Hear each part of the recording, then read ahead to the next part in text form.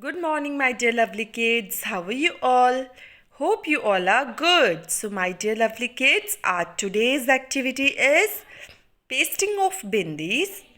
Okay, so we will paste bindis in the hollow of apple. So, this is the picture of an apple, and now we will paste some bindis in the apple. Okay, so let's start doing it.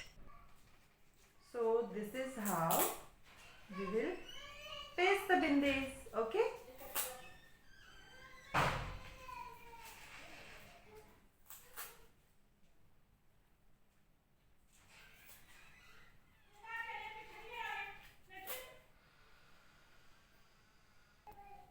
and this is how we will paste the bindis in the picture of letter A. Okay kids, thank you and have a nice day.